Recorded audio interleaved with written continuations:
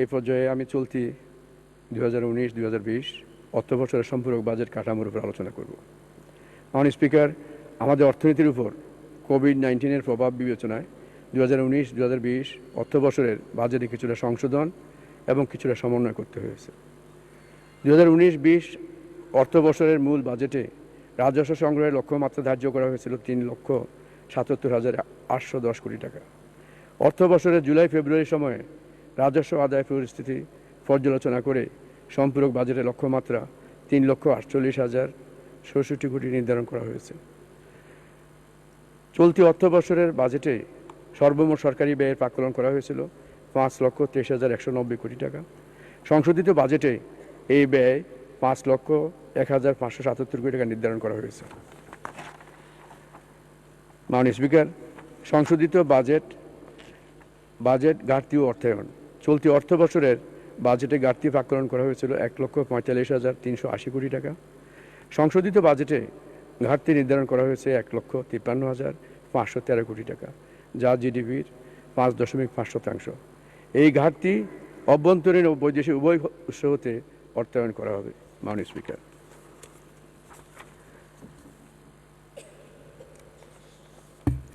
মাননীয় স্পিকার, এবার আমি পঞ্চম পর্বটি আমি পড়ব।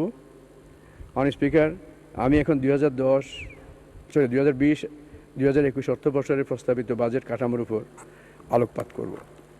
মাননীয় স্পিকার, কোভিড-19-এর প্রভাবে বাংলাদেশের স্বাস্থ্য খাতে যে জরুরি এবং অপ্রত্যাশিত আর্থিক প্রয়োজন দেখা দিয়েছে তা মেটাতে এবং অর্থনীতির বিভিন্ন খাতে যে ক্ষয়ক্ষতি হয়েছে তা পুনরুদ্ধারের কৌশল বিবেচনা নিয়ে মূলত 2020-21 অর্থবছরের বাজেট প্রস্তুত করা হয়েছে। মাননীয় স্পিকার, আগামী 2020-2021 অর্থবছরে মোট রাজস্ব আয় প্রাক্কলন করা হয়েছে 3,78,000 কোটি টাকা। এর মধ্যে জাতীয় রাজস্ব বোর্ড উৎস হতে 3,30,000 কোটি টাকা এবং অন্যান্য উৎস হতে 48,000 কোটি টাকা সংগ্রহ করা হবে। মাননীয় স্পিকার, আগামী অর্থবছরে বাজেটের আকার প্রাক্কলন করা হয়েছে 5,68,000 কোটি টাকা, যা জিডিপির 17.9%।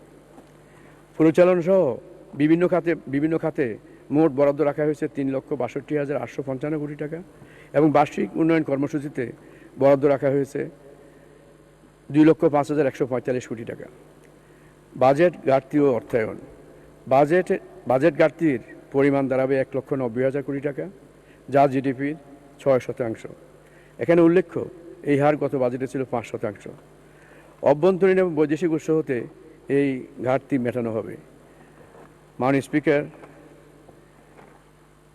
এই পর্যায়ে ষষ্ঠ থেকে নবম পর্যন্ত আমরা আমাদের বিভিন্ন পর্বগুলো আমরা ডিজিটালি উপস্থাপন করব। আপনাকে ধন্যবাদ মাননীয় স্পিকার। ষষ্ঠ পর্ব, খাতভিত্তিক নীতি কৌশল, কর্মপরিকল্পনা ও সম্পদ সঞ্চালন। মহামারী কোভিড-19 মোকাবেলা, নির্বাচনী ইশতেহার 2018-এ বর্ণিত প্রতিশ্রুতি বাস্তবায়ন, দ্বিতীয় প্রেক্ষিত পরিকল্পনা 2021-41 এবং টেকসই উন্নয়ন অভিষ্ট ও লক্ষ্যসমূহ অর্জনের প্রয়াস চালানো হবে এ বাজেটের মাধ্যমে। আগামী অর্থবছর অষ্টম পঞ্চবার্ষিক পরিকল্পনার সর্বপ্রথম অর্থবছর, সুতরাং এ বাজেটে এর বাস্তবায়ন গুরুত্ব পাবে। বিগত এক দশক ধরে আমাদের জিডিপি প্রবৃদ্ধি ক্রমাগত হারে বেড়েছে। গত 2018-19 অর্থ বছরে 8.15% প্রবৃদ্ধি অর্জিত হয়েছে, যা এশিয়ার সকল দেশের মধ্যে সর্বোচ্চ। আমাদের প্রবৃদ্ধির মূল চালিকা শক্তি ছিল শক্তিশালী অভ্যন্তরীণ চাহিদা, কিন্তু কোভিড-19-এর বাস্তবতার আলোকে রপ্তানি এবং প্রবাস আয় কমে যাওয়ায় চলতি অর্থ বছরের প্রবৃদ্ধির হার 8.2% হতে কমিয়ে 5.2% নির্ধারণ করা হয়েছে। তবে কোভিড পরবর্তী উত্তরণের বিষয়টি বিবেচনায় নিয়ে দীর্ঘমেয়াদী পরিকল্পনার সাথে সামঞ্জস্য রেখে 2020-2021 অর্থ বছরের প্রবৃদ্ধির হার 8.2% এবং মূল্যস্ফীতি 5.4% নির্ধারণ করা হয়েছে। করোনা ভাইরাসের প্রভাব বিবেচনায় আগামী বাজেটে অগ্রাধিকার থাকবে স্বাস্থ্য, কৃষি, শিক্ষা, কর্মসংস্থানের মতো খাতগুলোর দিকে। পরবর্তী অংশে খাতভিত্তিক সুনির্দিষ্ট কর্মপরিকল্পনা তুলে ধরা হলো। গত মার্চ মাসে বাংলাদেশে প্রথম কোভিড-19 রোগী শনাক্ত হওয়ার সময় থেকেই কোভিড-19 মোকাবেলায় সরকার পর্যাপ্ত প্রস্তুতিমূলক ব্যবস্থা গ্রহণ করেছে। মাননীয় প্রধানমন্ত্রীর সার্বিক দিক নির্দেশনায় এই রোগ প্রতিরোধ, সংক্রমণ হ্রাস ও চিকিৎসায় সর্বাত্মক প্রচেষ্টা গ্রহণ করা হয়েছে। কোভিড-19কে সংক্রামক রোগের অন্তর্ভুক্ত করে সমগ্র বাংলাদেশকে সংক্রমণের ঝুঁকিপূর্ণ এলাকা ঘোষণা করা হয়েছে। কোভিড-19 মোকাবেলায় চিকিৎসা ব্যবস্থা নিশ্চিত করে জনজীবনকে সুরক্ষার জন্য national preparedness and response plan প্রণয়ন এবং বাস্তবায়ন আরম্ভ হয়েছে। প্রতিটি জেলা ও উপজেলায় হাসপাতাল ও স্বাস্থ্য কেন্দ্রগুলোতে বিশেষায়িত আইসোলেশন ইউনিট খোলা হয়েছে। কেন্দ্রীয়ভাবে রাজধানীতে 9টি সহ অন্যান্য জেলা শহরগুলোতে করোনা আক্রান্ত চিকিৎসায় কোভিড-19 ডেডিকেটেড হাসপাতাল প্রস্তুত করা হয়েছে। করোনা রোগ নির্ণয়ের জন্য এ পর্যন্ত 50টি ল্যাবরেটরি প্রতিষ্ঠা সহ বিভিন্ন সরকারি স্বাস্থ্যসেবা প্রতিষ্ঠান সমূহকে আধুনিকীকরণ ও উন্নততর সেবা প্রদান প্রতিষ্ঠানে রূপান্তর করা হচ্ছে। এর জন্য জরুরি ভিত্তিতে স্বাস্থ্য খাতে 529 কোটি টাকা বরাদ্দ প্রদান করা হয়েছে। কোভিড-19 মোকাবেলায় করোনা ভাইরাসজনিত স্বাস্থ্য ঝুঁকি মোকাবেলায় ক্ষতিপূরণ এবং চিকিৎসায় নিয়োজিত ডাক্তার, নার্স ও স্বাস্থ্যকর্মীদের সম্মানী বাবদ মোট 850 কোটি টাকা বরাদ্দ রাখা হয়েছে। কোভিড-19 পরিস্থিতি মোকাবেলার লক্ষ্যে জরুরি ভিত্তিতে 2000 জন ডাক্তার এবং 6000 নার্স নিয়োগ প্রদান করা হয়েছে। এর পাশাপাশি মেডিকেল টেকনোলজিস্ট, ল্যাব অ্যাটেন্ডেন্ট সহ অন্যান্য স্বাস্থ্যকর্মী নিয়োগ চূড়ান্ত পর্যায়ে রয়েছে। কোভিড-19 সংক্রমণ যাচাইয়ের জন্য একটি স্ক্রিনিং অ্যাপ ও কৃত্রিম বুদ্ধিমত্তা সম্পন্ন জাতীয় কোভিড-19 ডিজিটাল সার্ভাইলেন্স সিস্টেম প্রস্তুত করা হয়েছে। 29টি গাইডলাইন ও 11টি জনসচেতনতামূলক উপকরণও প্রস্তুত করা হয়েছে। কোভিড-19 মহামারী মোকাবেলায় জরুরি পদক্ষেপ হিসেবে বিশ্ব ব্যাংক ও এশীয় উন্নয়ন ব্যাংকের সহায়তায় 2টি প্রকল্প বাস্তবায়ন ইতোমধ্যে শুরু হয়েছে। কোভিড-19 মোকাবেলার পাশাপাশি নিয়মিত স্বাস্থ্য সেবা ও পরিবার কল্যাণ কার্যক্রম অব্যাহত আছে। কোভিড-19 সংক্রমণ মোকাবেলায় গৃহীত কার্যক্রম সমূহ অগ্রাধিকার ভিত্তিতে বিবেচনায় নিয়ে স্বাস্থ্য ও পরিবার কল্যাণ খাতে আগামী 2020-2021 অর্থ বছরে 29,247 কোটি টাকা বরাদ্দের প্রস্তাব করা হলো। কোভিড-19 নভেল করোনা ভাইরাসের প্রাদুর্ভাব মোকাবেলায় সামাজিক দূরত্ব বজায় রাখার কৌশলের অংশ হিসেবে গত মার্চের মাঝামাঝি সময় হতে দেশের সকল শিক্ষা প্রতিষ্ঠানে সাধারণ ছুটি ঘোষণা করা হয়। শিক্ষা খাতে আগামী অর্থ বছরের সবচাইতে গুরুত্বপূর্ণ কাজ হবে এ দীর্ঘ ছুটির ক্ষতি পুষিয়ে নিয়ে পাঠ্যক্রমের ধারাবাহিকতা রক্ষা করা। আগামী 2020-2021 অর্থ বছরে প্রাথমিক ও গণশিক্ষায় 24,938 কোটি টাকা বরাদ্দের প্রস্তাব করা হলো। আগামী 2020-2021 অর্থ বছরে মাধ্যমিক ও উচ্চ শিক্ষা খাতে 33,117 কোটি টাকা বরাদ্দ প্রস্তাব করা হলো। কারিগরি ও মাদ্রাসা শিক্ষার জন্য 2020-2021 অর্থ বছরে 8,345 কোটি টাকা বরাদ্দ প্রস্তাব করা হলো। করোনা উত্তর বিশ্বে দুর্ভিক্ষের যে পূর্বাভাস রয়েছে তার প্রেক্ষিতে বাংলাদেশের বিশাল জনগোষ্ঠীর খাদ্য ও পুষ্টি নিরাপত্তা সহ কৃষি খাতের সাথে জড়িত কৃষক, কৃষি শ্রমিক ও অন্যান্য সংশ্লিষ্টদের জীবন ও জীবিকা নিশ্চিত করাই বর্তমানে সরকারের কৃষি খাতের অন্যতম চ্যালেঞ্জ। মাননীয় প্রধানমন্ত্রী নির্দেশনা প্রদান করেছেন যে করোনা পরবর্তী পরিস্থিতিতে কোনোভাবেই যাতে খাদ্য সংকট সৃষ্টি না হয়, সেজন্য 1 ইঞ্চি আবাদি জমিও ফেলে রাখা যাবে না। কৃষি মন্ত্রণালয় ও তার সকল সহযোগী সংস্থা এ লক্ষ্যে প্রয়োজনীয় উদ্যোগ গ্রহণ করবে। অতি সম্প্রতি বিশ্বে চাল উৎপাদনে ইন্দোনেশিয়াকে পিছিয়ে ফেলে 3য় অবস্থানে উঠে এসেছে বাংলাদেশ। কঠোর পরিশ্রমী ও আত্মপ্রত্যয়ী কৃষক ও কৃষি নিয়ে যারা কাজ করেন তাদের সকলকে আন্তরিক ধন্যবাদ। কৃষিপণ্য সরবরাহের অটোমেশনের অংশ হিসেবে সঠিক বিপণন ও ন্যায্য মূল্য নিশ্চিতকরণের নিমিত্ত বাংলাদেশে সরকারি উদ্যোগে প্রথম উন্মুক্ত অনলাইন কৃষিপণ্য প্ল্যাটফর্ম চালু করা হয়েছে। আগামী অর্থ বছরে কৃষি খামার যান্ত্রিকীকরণে 3,198 কোটি টাকা, বিদ্যমান বছরে ভর্তুকি অতিরিক্ত 800 কোটি টাকা, কৃষি ভর্তুকি 9,500 কোটি টাকা এবং বাংলাদেশ ব্যাংকের মাধ্যমে এগ্রি রিফাইন্যান্সিং স্কিমে 5,000 কোটি টাকা বরাদ্দ রাখা হবে। বিগত বছর সমূহের ন্যায় আমদানি খরচ যাই হোক না কেন আগামী অর্থ বছরেও রাসায়নিক সারের বিক্রয় মূল্য অপরিবর্তিত রাখা হবে ও কৃষি প্রণোদনা অব্যাহত থাকবে। খাদ্য নিরাপত্তা। বিশ্বব্যাপী করোনা দুর্যোগের কারণে খাদ্যশস্য উৎপাদন, আমদানি রপ্তানি, সরবরাহ পরিস্থিতির উপর ঝুঁকি সৃষ্টি হয়েছে। সরকার দেশে পর্যাপ্ত খাদ্য মজুদ নিশ্চিত করার লক্ষ্যে সকল প্রকার পদক্ষেপ গ্রহণ করেছে। সরকার আমন ফসল হতে 7.98 লক্ষ মেট্রিক টন খাদ্যশস্য সংগ্রহ করেছে। চলতি বোরো ফসল হতে 8 লক্ষ মেট্রিক টন ধান এবং 11.50 লক্ষ মেট্রিক টন চাল সংগ্রহের লক্ষ্যমাত্রা নির্ধারণ করা হয়েছে, যা গতবারের তুলনায় দ্বিগুণ। করোনা পরিস্থিতির প্রভাব মোকাবেলায় দুস্থদের খাদ্য সহায়তা প্রদান, খাদ্য বান্ধব কর্মসূচি, খোলা বাজারে চাল বিক্রয় অব্যাহত আছে। আগামী অর্থ বছরে কৃষি, মৎস্য ও খাদ্য নিরাপত্তা খাতে 22,489 কোটি টাকা বরাদ্দের প্রস্তাব করা হলো। করোনা ভাইরাসের অর্থনৈতিক প্রভাব কার্যকরভাবে মোকাবেলা করার জন্য সরকার লক্ষাধিক কোটি টাকার বৃহৎ আর্থিক প্রণোদনা এবং ব্যবসা বান্ধব রাজস্ব ও মুদ্রানীতি বাস্তবায়ন করছে, যার প্রধান লক্ষ্য হচ্ছে অর্থনীতিতে তারল্য সরবরাহ ঠিক রাখার পাশাপাশি অর্থনৈতিক কার্যক্রমে গতি সঞ্চারের মাধ্যমে কর্মহীনতা দূরীকরণ। ফলে বিভিন্ন ব্যবসা, কলকারখানা, এসএমই, ভারী শিল্পসহ পর্যটন ও সেবা খাতের প্রতিষ্ঠানগুলো চলমান দুর্যোগের মধ্যেও টিকে থাকবে এবং কর্মসংস্থান অব্যাহত থাকবে। কৃষি ও কৃষি সংশ্লিষ্ট উৎপাদন ও সেবা, ক্ষুদ্র ব্যবসা, ক্ষুদ্র ও কুটির শিল্প ইত্যাদি খাতে গ্রামের দরিদ্র কৃষক, বিদেশ ফেরত প্রবাসী শ্রমিক এবং প্রশিক্ষিত তরুণ ও বেকার যুবাদের গ্রামীণ এলাকায় ব্যবসা ও আত্মকর্মসংস্থানমূলক কাজে স্বল্প সুদে ঋণ বিতরণের ব্যবস্থা সম্প্রসারণ করা হবে। এ কাজে পল্লী সঞ্চয় ব্যাংক, প্রবাসী কল্যাণ ব্যাংক, কর্মসংস্থান ব্যাংক এবং পল্লী কর্মসহায়ক ফাউন্ডেশন PKSF এর মাধ্যমে মোট 2,000 কোটি টাকার ঋণ বিতরণ করা হবে। প্রবাসী বাংলাদেশিদের সামগ্রিক কল্যাণ ও সুযোগের সমতা নিশ্চিতকরণ, কূটনৈতিক প্রচেষ্টার মাধ্যমে নতুন নতুন শ্রমবাজার সৃষ্টি ও উক্ত বাজারের চাহিদা অনুযায়ী প্রশিক্ষণের মাধ্যমে দক্ষ জনশক্তি তৈরি এবং প্রবাস আয়ের প্রবাহ বৃদ্ধির লক্ষ্যে সরকার জোর প্রচেষ্টা চালিয়ে যাচ্ছে। বিগত 10 বছরে পেশাজীবী, দক্ষ, আধা দক্ষ ও স্বল্প দক্ষ ক্যাটাগরিতে সর্বমোট 66,33,000-এর অধিক বৈদেশিক কর্মসংস্থান হয়েছে, যা এ পর্যন্ত মোট কর্মসংস্থানের প্রায় 60%। বৈধ পথে প্রবাস আয় প্রেরণ অব্যাহত রাখতে 2020-21 অর্থ বছরে নগদ প্রণোদনা খাতে 3,060 কোটি টাকা বাজেট বরাদ্দ রাখার প্রস্তাব করা হলো।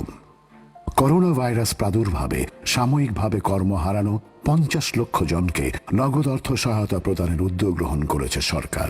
আগামী অর্থ বছরে চলমান সকল সামাজিক নিরাপত্তা কর্মসূচির পাশাপাশি সর্বাধিক দারিদ্র্যপ্রবণ 100টি উপজেলায় বিদ্যমান নীতিমালা অনুযায়ী সকল প্রবীণ ব্যক্তিকে বয়স্ক ভাতার আওতায় আনা হবে। এতে করে 5 লক্ষ জন নতুন উপকারভোগী যোগ হবে এবং এ খাতে 300 কোটি টাকা অতিরিক্ত বরাদ্দ প্রদান করা হবে। একইভাবে 3,50,000 জন বিধবা ও স্বামী পরিত্যক্তা নারীকে ভাতার আওতায় আনা হবে। এ খাতে 210 কোটি টাকা অতিরিক্ত বরাদ্দ প্রদান করা হবে। সর্বশেষ প্রতিবন্ধিতা শনাক্তকরণ জরিপ অনুযায়ী 2,55,000 জন নতুন ভাতাভোগী যুক্ত করে অসচ্ছল প্রতিবন্ধী ভাতাভোগীর সংখ্যা 18 লক্ষ জনে বৃদ্ধি করা হবে এবং এ বাবদ 229 কোটি 50 লক্ষ টাকা অতিরিক্ত বরাদ্দের প্রয়োজন হবে। আগামী 2020-2021 অর্থ বছরে সামাজিক নিরাপত্তা খাতে মোট 95,155 কোটি টাকা বরাদ্দ রাখা হয়েছে, যা বাজেটের 16.60% এবং জিডিপির 3%। আগামী 2020-2021 অর্থ বছরে পল্লী সেক্টরে জলবায়ু সহনশীল মধ্য আয়ের অর্থনীতি ধারণের উপযোগী কোর রোড নেটওয়ার্ক সম্প্রসারণ সহ মোট 5,550 কিলোমিটার নতুন সড়ক নির্মাণ এবং 31,000 মিটার ব্রিজ কালভার্ট সম্প্রসারণ নির্মাণ করা হবে। 195টি গ্রোথ সেন্টার, হাটবাজার উন্নয়ন করা হবে। স্থানীয় সরকারের কার্যক্রম শক্তিশালী করার জন্য 65টি উপজেলা কমপ্লেক্স ভবন নির্মাণ, সম্প্রসারণ এবং 100টি ইউনিয়ন পরিষদ ভবন নির্মাণ করা হবে। উপকূলীয় এলাকায় 140টি সাইক্লোন সেন্টার নির্মাণ করা হবে। সড়ক উন্নয়নের ফলে দেশের সড়ক নেটওয়ার্ক কভারেজ 35.75% থেকে বৃদ্ধি পেয়ে 36.75% উন্নীত হবে। আগামী অর্থ বছরে স্থানীয় সরকার ও পল্লী উন্নয়ন খাতে 39,573 কোটি টাকা বরাদ্দের প্রস্তাব করা হয়েছে। রপ্তানি সম্ভাবনা রয়েছে এমন পণ্যকে সরকার নগদ সহায়তা অথবা প্রণোদনা প্রদান করছে যাতে এ সকল পণ্য আন্তর্জাতিক বাজারে প্রতিদ্বন্দ্বিতা করতে পারে। চলতি 2019-20 অর্থ বছরে মোট 37 ধরনের পণ্য রপ্তানির বিপরীতে এরূপ প্রণোদনা প্রদান করা হচ্ছে। বিশ্বব্যাপী পাট পণ্যের ব্যবহার বৃদ্ধি পাওয়ায় চলতি অর্থ বছরের মার্চ পর্যন্ত পাট ও পাটজাত পণ্যের রপ্তানি বিগত অর্থ বছরের তুলনায় 23.49% বৃদ্ধি পেয়েছে। এ খাতে সরকারের সহায়তা অব্যাহত থাকবে। করোনা ভাইরাসের সংক্রমণে বিশ্বব্যাপী লকডাউনের কারণে সামনের দিনগুলোতে রপ্তানি আরও কমবে। তবে আশা করা যায় করোনার প্রভাব মোকাবেলায় সরকার প্রদত্ত আর্থিক প্রণোদনার সুবিধা নিয়ে বস্ত্র ও তৈরি পোশাক শিল্প ঘুরে দাঁড়াবে এবং আগামী 2020-2021 অর্থ বছরে রপ্তানি প্রবৃদ্ধির কাঙ্ক্ষিত ধারায় ফিরতে পারবে। কোভিড-19-এর প্রাদুর্ভাবে দেশের পর্যটন শিল্প যে ক্ষতির সম্মুখীন হয়েছে তা থেকে দ্রুত পুনরুদ্ধারে সরকার সক্রিয় প্রচেষ্টা গ্রহণ করবে। বঙ্গোপসাগরের বিশাল সমুদ্র সম্পদের সামান্যতম অংশ উত্তোলন এবং আহরণ করা সম্ভবপর হলে আমাদের অর্থনীতিতে তার অবদান হবে ব্যাপক। সেজন্য রূপকল্প 2041-তে বঙ্গোপসাগরের সম্পদ অনুসন্ধান, আহরণ এবং তার যথাযথ ব্যবহার নিশ্চিতকরণের উপর জোর দেওয়া হয়েছে। 2041 সালের মধ্যে 60,000 মেগাওয়াট বিদ্যুৎ উৎপাদনের মহাপরিকল্পনার অংশ হিসেবে ইতিমধ্যে বিদ্যুতের উৎপাদন ক্ষমতা 23,436 মেগাওয়াটে উন্নীত হয়েছে। দেশের 97% জনগোষ্ঠী বিদ্যুৎ সুবিধার আওতায় এসেছে এবং মাথাপিছু বিদ্যুৎ উৎপাদন 510 কিলোওয়াট আওয়ারে উন্নীত হয়েছে। ডিসেম্বর 2020-এর মধ্যে দেশের সকল উপজেলায় শতভাগ বিদ্যুতায়ন কার্যক্রম বাস্তবায়নের কাজ দ্রুত এগিয়ে চলছে। আগামী 2020-2021 অর্থ বছরে বিদ্যুৎ, জ্বালানি ও খনিজ সম্পদ বিভাগের জন্য 26,758 কোটি টাকা বরাদ্দের প্রস্তাব করা হলো। সরকার দেশে নিরবচ্ছিন্ন উন্নত যোগাযোগ ব্যবস্থা নিশ্চিতকরণে সড়ক, রেল, আকাশ ও নৌপথের উন্নয়নে বদ্ধপরিকর। যোগাযোগ অবকাঠামো খাতে আগামী 2020-2021 অর্থ বছরে মোট 64,580 কোটি টাকা বরাদ্দের প্রস্তাব করা হলো। বাংলাদেশ একটি দুর্যোগ প্রবণ দেশ। বৈশ্বিক জলবায়ু পরিবর্তনজনিত কারণে বাংলাদেশ প্রাকৃতিক দুর্যোগের ঝুঁকিতে পৃথিবীর প্রথম সারির দেশগুলোর মধ্যে অন্যতম। সাম্প্রতিক কোভিড-19-এর প্রাদুর্ভাব ও আমফান ঘূর্ণিঝড়ের প্রেক্ষিতে দুর্যোগকালীন সময়ে মানবিক সহায়তা কার্যক্রম সম্প্রসারিত করতে সরকার দ্রুত পদক্ষেপ নিয়েছে। আগামী 2020-2021 অর্থ বছরে দুর্যোগ ব্যবস্থাপনা ও ত্রাণ কার্যক্রমের জন্য 9,836 কোটি টাকা বরাদ্দের প্রস্তাব করা হয়েছে। সপ্তম পর্ব, সংস্কার ও সুশাসন। সংস্কার একটি চলমান প্রক্রিয়া। বিগত বছরগুলোতে বিভিন্ন সংস্কারমূলক পদক্ষেপ গ্রহণ ও বাস্তবায়ন করা হয়েছে। এরই ধারাবাহিকতায় বিভিন্ন ক্ষেত্রে সরকারের গৃহীত সংস্কারমূলক পদক্ষেপগুলো হলো: বিনিয়োগ পরিবেশ উন্নয়ন। বিনিয়োগ বৃদ্ধির মাধ্যমে কর্মসংস্থান সৃষ্টির লক্ষ্যে সারা দেশে 100টি অর্থনৈতিক অঞ্চল গড়ে তোলার পরিকল্পনা গ্রহণ করা হয়েছে, যেখানে আনুমানিক 1 কোটি লোকের কর্মসংস্থান হবে। ব্যবসায় সহজীকরণ সূচকের উন্নয়ন। এই মুহূর্তে প্রধান লক্ষ্য হল ব্যবসায় সহজীকরণ সূচকে বাংলাদেশের অবস্থান 2 অঙ্কের মধ্যে নামিয়ে আনা। সরকার কর্তৃক গৃহীত এসব পদক্ষেপের ফলে ব্যবসায় সহজীকরণ সূচকে বাংলাদেশের অবস্থান 176 হতে 1 লাভে 168-তে উন্নীত হয়েছে, যা আন্তর্জাতিক পরিমণ্ডলে বাংলাদেশের ব্যবসায় পরিবেশ সম্পর্কে ইতিবাচক ধারণার সৃষ্টি করবে। আর্থিক খাতে সংস্কার। ব্যাংক, পুঁজিবাজার, আর্থিক খাতের সংস্কার ও উন্নয়নে সরকার নানামুখী কার্যক্রম গ্রহণ ও বাস্তবায়ন করছে। ঋণ পুনঃতফসিলীকরণ। 2% ডাউন পেমেন্ট করার মাধ্যমে শ্রেণীবিন্যাসকৃত ঋণকে 1 বছরের গ্রেস পিরিয়ড সহ মোট 10 বছরের মেয়াদে পুনঃতফসিলীকরণের সুবিধা প্রদান করা হয়েছে। শেয়ার বাজার উজ্জীবিতকরণ। পুঁজিবাজারকে গতিশীল ও উজ্জীবিতকরণের লক্ষ্যে 6টি স্বল্প ও দীর্ঘমেয়াদী পদক্ষেপ গ্রহণ করা হয়েছে।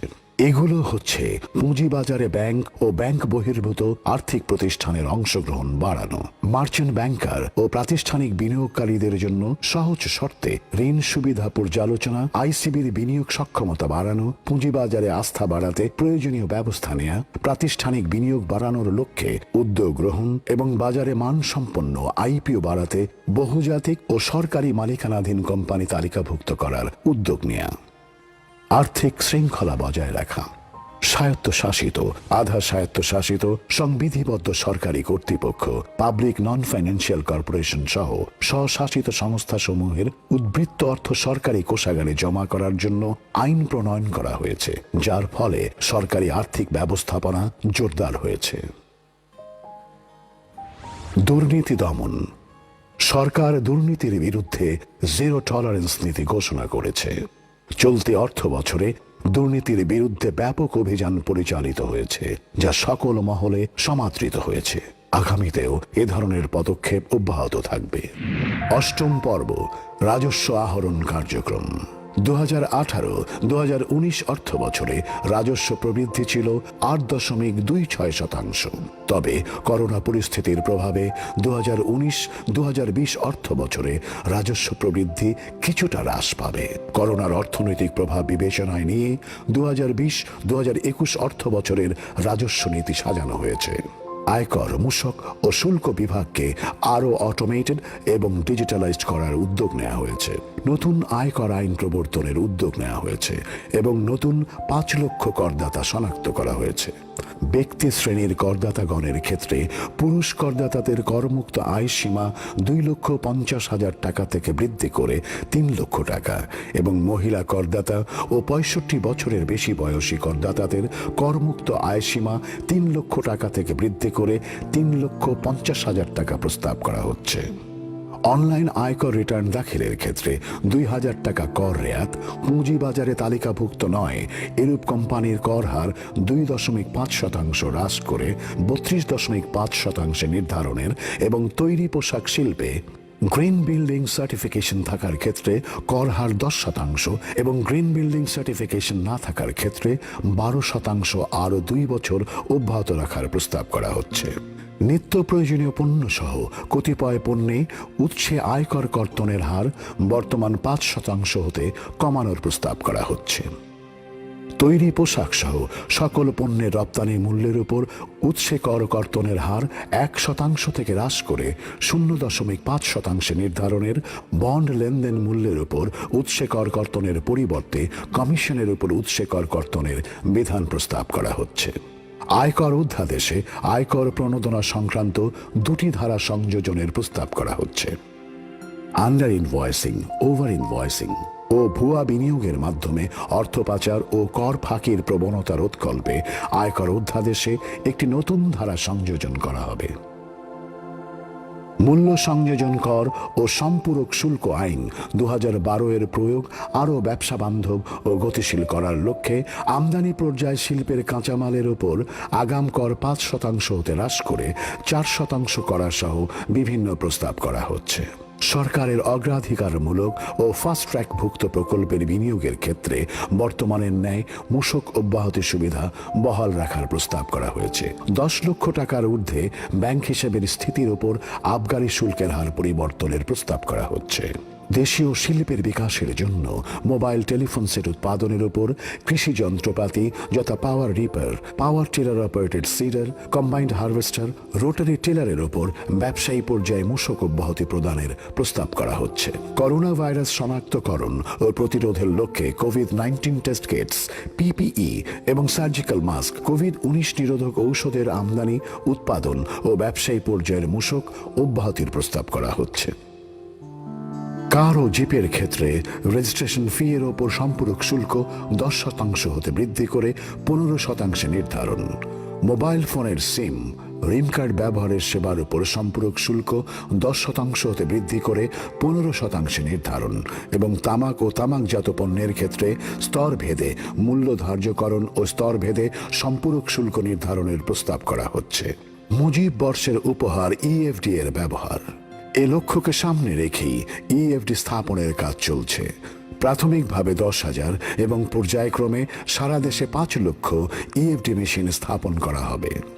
বিদ্যমান 6 স্তর বিশিষ্ট আমদানি শুল্ক কাঠামো, 12 স্তর বিশিষ্ট সম্পূরক শুল্ক হার এবং নিত্য প্রয়োজনীয় পণ্য সামগ্রী, সার, বীজ, জীবন রক্ষাকারী ঔষধ এবং কাঁচা তুলা সহ কতিপয় শিল্পের কাঁচামালের ক্ষেত্রে বিদ্যমান শুল্ক হার আগামী অর্থ বছরেও অপরিবর্তিত রাখার প্রস্তাব করা হচ্ছে। কৃষি খাতের প্রধান উপকরণ সমূহ যেমন সার, বীজ, কীটনাশক ইত্যাদি আমদানিতে শূন্য শুল্ক হার অব্যাহত রাখা, রেয়াতি শুল্ক হারে কৃষি যন্ত্রপাতি ও যন্ত্রাংশ আমদানির সুবিধা সম্প্রসারণ করা হবে। রেয়াতি শুল্ক হারে কৃষি যন্ত্রপাতি ও যন্ত্রাংশ আমদানির সুবিধা সম্প্রসারণ করা হবে।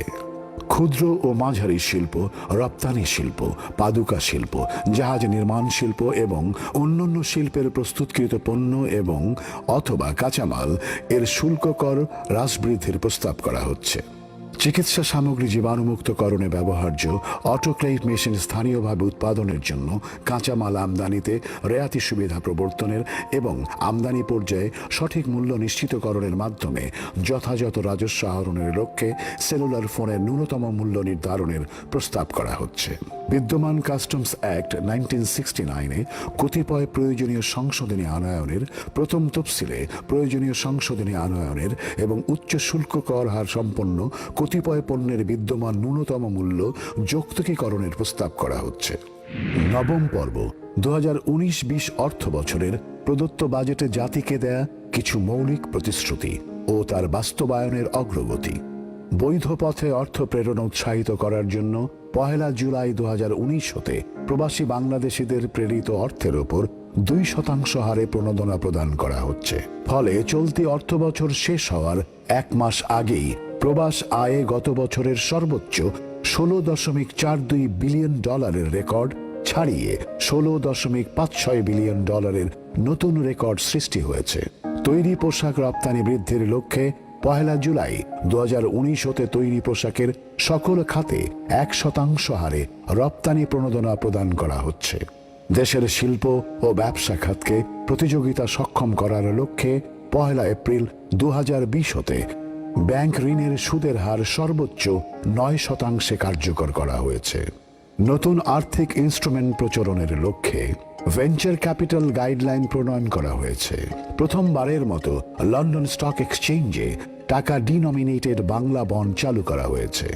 পুঁজিবাজারে ট্রাস্ট দলিল নিবন্ধনে স্ট্যাম্প শুল্ক হ্রাস করা হয়েছে। পুঁজিবাজারকে গতিশীল ও বিনিয়োগ উৎসাহিত করার জন্য 50,000 টাকা পর্যন্ত লভ্যাংশ আয় করমুক্ত করা হয়েছে। শেয়ার হতে প্রাপ্ত লভ্যাংশের উপর দ্বৈত কর পরিহার করা হয়েছে। মুনাফার কমপক্ষে 50% নগদ ডিভিডেন্ড ঘোষণা বাধ্যতামূলক করা হয়েছে। আমদানি রপ্তানি পণ্যের শতভাগ স্ক্যানিং চালুর লক্ষ্যে 2টি স্ক্যানার স্থাপন করা হয়েছে এবং আরও 14টি স্ক্যানার সংগ্রহের কার্যক্রম চলমান আছে।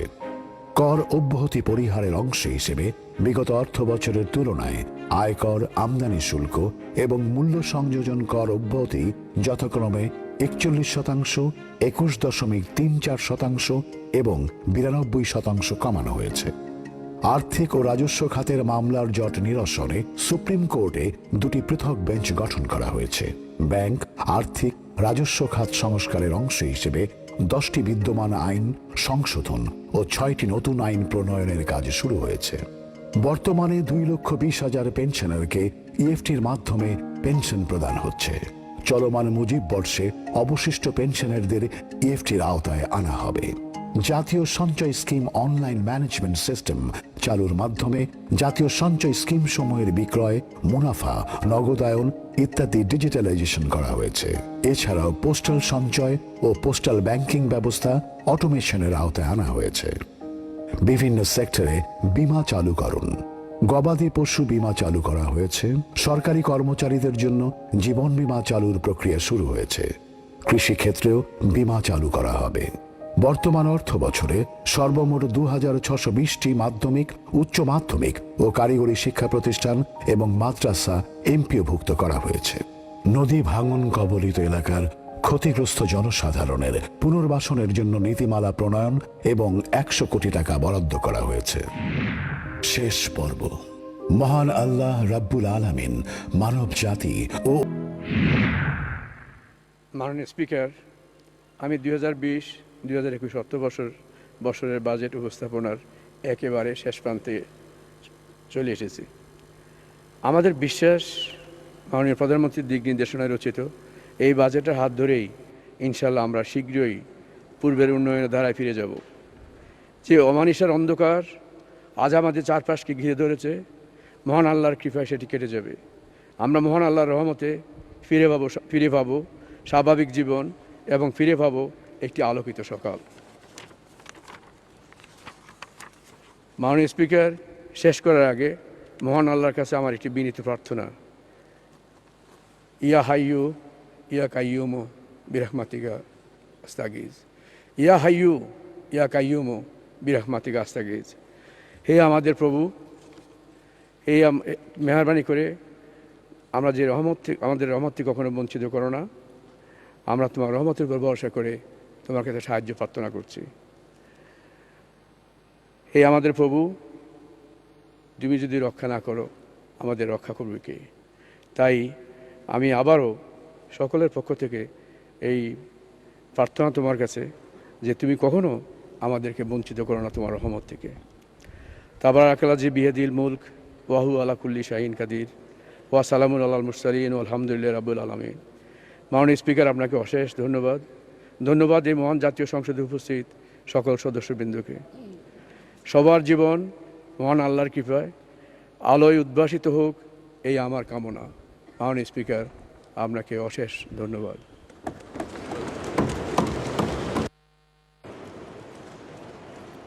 ধন্যবাদ মাননীয় অর্থমন্ত্রী।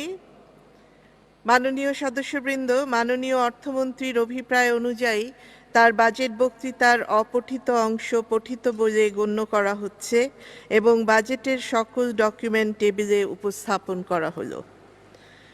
মাননীয় সদস্যবৃন্দ, 2019-2020 অর্থ বছরের সম্পূরক বাজেট এবং 2020-2021 অর্থ বছরের বাজেট সংসদে উপস্থাপিত হলো। মাননীয় সদস্যবৃন্দ, দিনের কার্যসূচি অনুযায়ী এখন আইন প্রণয়ন কার্যাবলী। আমি এখন মাননীয় অর্থমন্ত্রী জনাব আ.হ.ম মোস্তফা কামালকে অর্থ বিল 2020 উত্থাপনের অনুমতি প্রার্থনার আহ্বান জানাচ্ছি। ধন্যবাদ মাননীয় স্পিকার। আমি আ.হ.ম মোস্তফা কামাল, অর্থমন্ত্রী, সরকারের আর্থিক প্রস্তাবাবলী কার্যকরকরণ এবং কতিপয় আইন সংশোধনকল্পে আনিত একটি বিল, অর্থ বিল 2020 এই মহান সংসদে উত্থাপনের অনুমতি প্রার্থনা করছি। মাননীয় স্পিকার, আপনাকে ধন্যবাদ। ধন্যবাদ মাননীয় মন্ত্রী। মাননীয় মন্ত্রী, আপনি বিলটি উত্থাপন করুন। মাননীয় স্পিকার, আমি আ.হ.ম মোস্তফা কামাল, অর্থমন্ত্রী, সরকারের আর্থিক প্রস্তাবাবলী কার্যকরকরণ এবং কতিপয় আইন সংশোধনকল্পে আনিত একটি বিল, অর্থ বিল 2020 এই মহান সংসদে উত্থাপন করছি। মাননীয় স্পিকার, আপনাকে ধন্যবাদ। ধন্যবাদ মাননীয় অর্থমন্ত্রী। অর্থ বিল 2020 সংসদে উত্থাপিত হলো। মাননীয় সদস্যবৃন্দ, সংসদের বৈঠক আগামী 31 জ্যৈষ্ঠ 1427, 14 জুন 2020 রবিবার সকাল 11টা